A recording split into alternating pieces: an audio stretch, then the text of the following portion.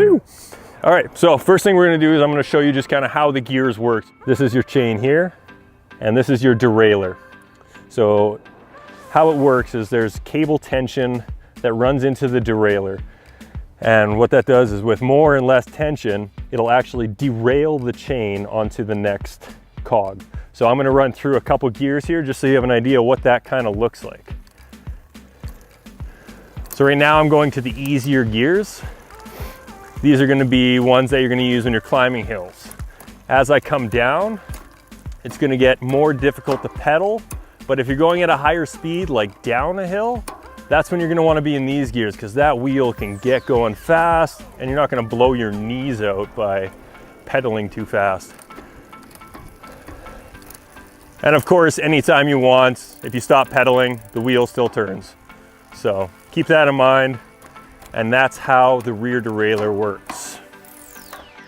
Now I'm gonna show you kind of how the front derailleur works. So again, this is where your power comes from. This is where the actual transmission from power from your feet and legs on the cranks go into the chain and power that back wheel.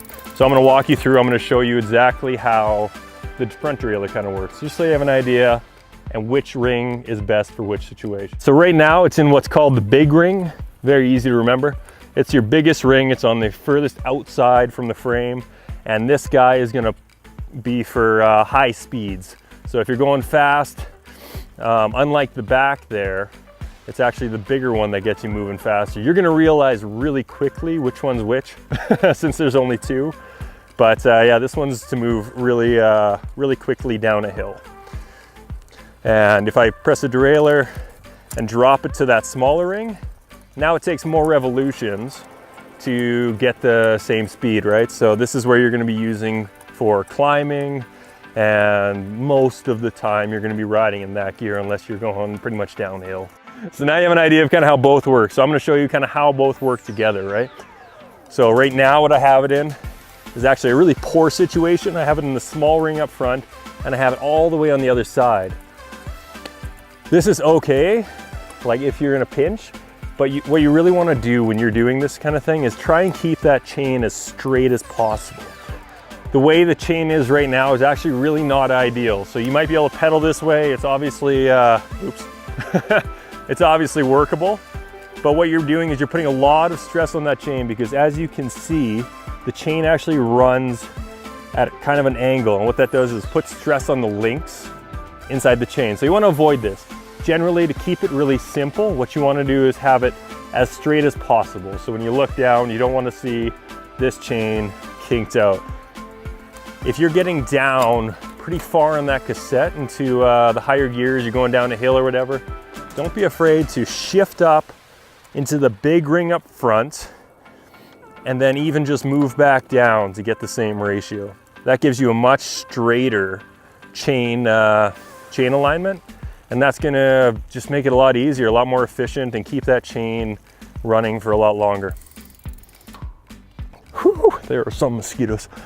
All right, so now I'm gonna talk just kind of what's on the handlebars. This isn't the same as mountain bikes or city bikes. These have kind of drops. And then up here, what you have is something called the hoods. And that's where the hydraulics and the cables are housed and connected so that you can control everything we just talked about. You're gonna have two here. So understand which one's the front and which one's the back is super important. It's different. If you're coming from Australia and New Zealand, it's actually reversed. So you have to be very cognizant of that and be very safe out there and not hammer on the brakes. So yeah, so pulling back on these levers is initiating the brake. So if I show you the front wheel spinning here and I pull on that front brake, it stops. Same thing with the back wheel. This is the rear. So the shifting and the braking are housed in the same hood, right? And levers. So the way this one works, this is the Shimano group set. And so we're gonna look at the back one here and how to shift on a road bike. So you have two levers here. You can really only see one, but the black one is also, the full thing is a lever in this model. So one of these will shift down, one of these will shift up. Right, so with the back one, as you're pedaling, you don't need to get the back. As you're pedaling, Pressing that actually moves it into an easier gear. So if you push the whole thing over, it's in an easy gear, and that's right now it's in the easiest gear. If I want to move into a harder gear on that back cassette, I'm actually just use my front finger. I'm not going to take all of my hand to get it. It's very easy to switch. You want to have that connection with the bar so that it's safer. But if I want to go into a harder gear, say I'm about to go down a hill, I'll actually just reach down with my finger and push it over. And once I'm in the gear I want to be in, I'm back to holding the hood properly, right? I'm not holding it here and trying to do things. I'm getting a good grasp on that hood and moving the gears that way. Same thing applies with the other one here. It's the exact same setup, but of course we're shifting on the front, and the front chain rings, there's only 2 of them.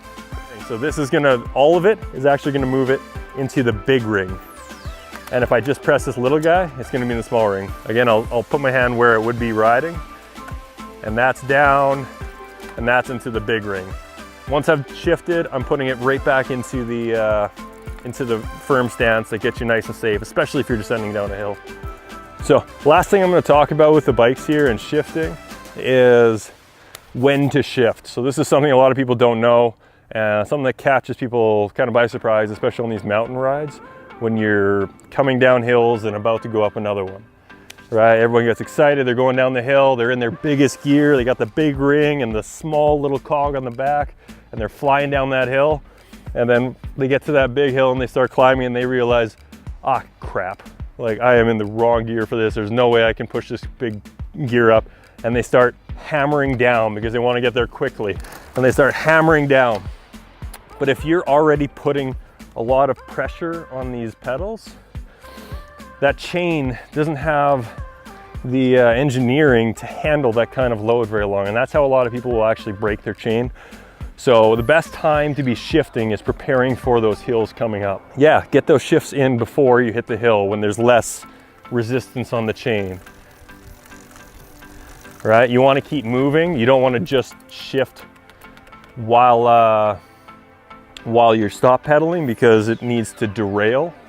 But actually just as you're riding lightly, just making those shifts nice and easy. So yeah, it's easy. So that's kind of the intro to shifting on a road bike. So if you've never done it before, I highly recommend watching this video.